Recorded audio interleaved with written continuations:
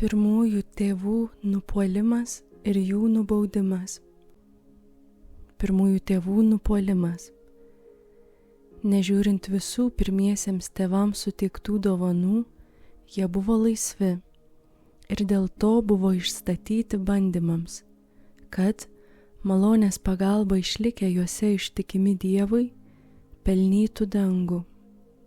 Bandymaigi, kurie buvo jiems skirti, tai pareiga laikytis Dievo natūralių įsakymų, prie kurių buvo dar pridėtas vienas specialus nurodymas, būtent nevalgyti vaisių nuo gero ir pikto pažinimo medžio.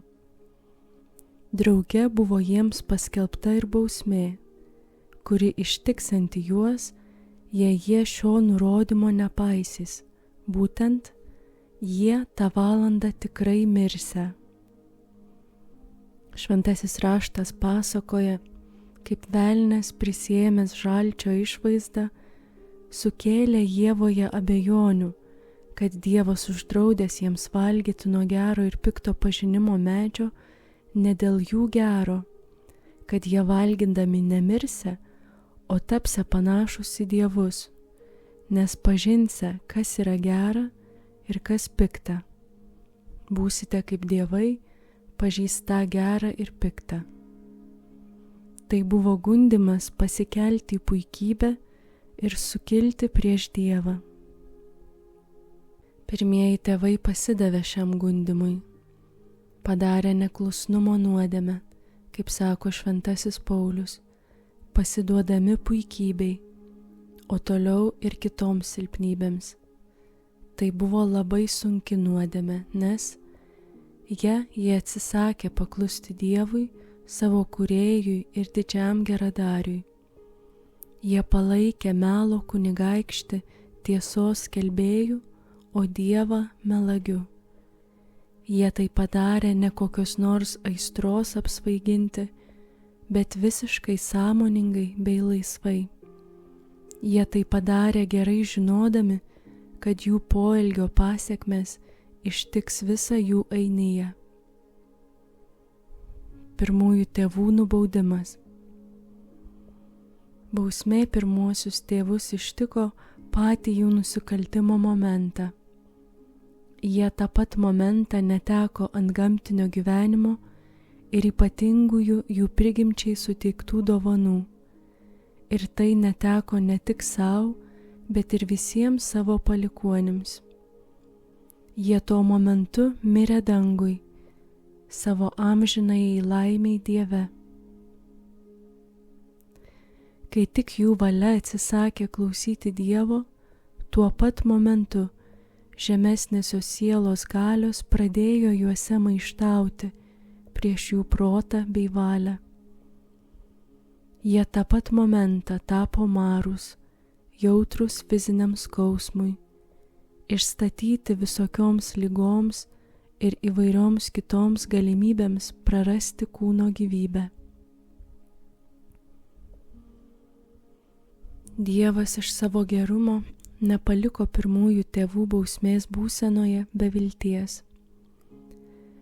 Nors jie dėl savo nusikaltimo ir buvo išguiti į šio žemės natūralinės sąlygas, tai yra prarado rojų, nors jie dėl to turėsią valgyti duoną savo veido prakaite ir motinos turėsiančios gimdyti vaikus skausmuose, bet, kaip teologai mano, Dievas, veikdinančios malonės impulsais, sužadino juose tikrąjį gailestį už savo nusikaltimą, ir jiems šis nusikaltimas buvo dovanotas, bet pirmykščio teisumo būsena nebuvo jiems gražinta. Jie ją prarado savo ir savo ainijai negrįžtamai. Štai dėl to visi jų palikuonys gimsta su taip vadinama gimtąja nuodėme. Jie gimsta paveldėdami pirmųjų tėvų nuodėmingą būseną. Jiems Dievo buvo skirta gimti malonės stovyje ir su visomis ypatingomis dovanomis, kuriomis žmogiškoji prigimtis buvo apdovanota pirmosiuose tėvuose. Dabar jie gimsta be šių dovanų dėl pirmųjų tėvų nuodėmės. Jie gimsta paveldėdami jų nuodėmingą būseną. Nors jie asmeniškai nėra kalti, bet atsiduria kaltųjų būsenoje dėl to, kad jiems ją užtarnavo pirmieji tėvai su savo pirmąja nuodėme. Jie gimsta paveldėdami apiplėštą žmogaus prigimtį, kuri, netekus ypatingųjų dovanų, yra nuolatinis laukas kovų tarp gėrio ir blogio, tarp aukštesniųjų ir žemesniųjų sielos galių. Apiplėštoji būklė yra blogesnė už tą, kuri niekuomet nebuvo apiplėšta. Jei tad žmogaus prigimtis niekuomet nebūtų turėjusi antgamtinių ir ypatingų dovanų, tai ji normaliau jaustųsi, negu dabar jaučiasi. Tai nesunku suprasti. Pavyzdžiui, tas žmogus, kuris turėdamas prastus drabužius, jaučia šiek tiek žiemos šaltį, geriau jaučiasi tokiose sąlygose už tą, kuris būtų išvilktas iš šiltų drabužių ir apvilktas ano drabužiais. Aišku, kad šis pastarasis tada daug stipriau jaustų šaltį. Taigi, nors gimtoji nuodėmė ir nesužaloja žmogaus prigimties kaip tokios, bet jos dėka žmogus, Adomo palikuonis, šiandien jaučiasi blogiau negu būtų jautęsis tada, jei Dievas būtų jam skyręs gyventi tik prigimtiniu gyvenimu. Dėl to teologai kalba apie gimtosios nuodėmės žaizdas žmogaus prigimtyje, turėdami prieš akis pirmykštę žmogaus prigimties būseną.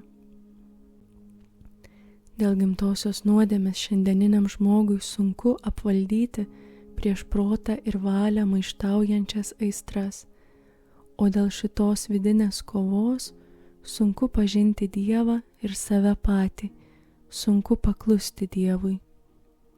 Šią liūdną Adomo palikuonies būseną šventasis Paulius taip aprašo: aš nedarau gėrio, kurio trokštu, o darau blogį, kurio nenoriu. O jeigu aš darau, ko nenoriu, tada nebe aš tai įvykdau, bet manyje gyvenanti nuodėmė. Juk, kaip vidinis žmogus, aš žaviuosi Dievo įstatymu. Deja, aš jaučiu savo kūno nariuose kitą įstatymą, kovojantį su mano proto įstatymu.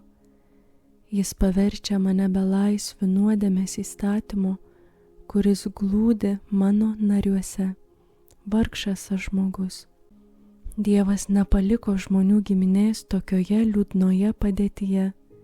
Jau pirmiesiems žmonėms jis apreiškė, kad sukelsiąs nesantaiką tarp gundytojo ir Ievos ainijos, kurios vienas ainių sutriuškint šalčiui galvą, tai yra, nugalės jo viešpatavimą žmonių giminėje.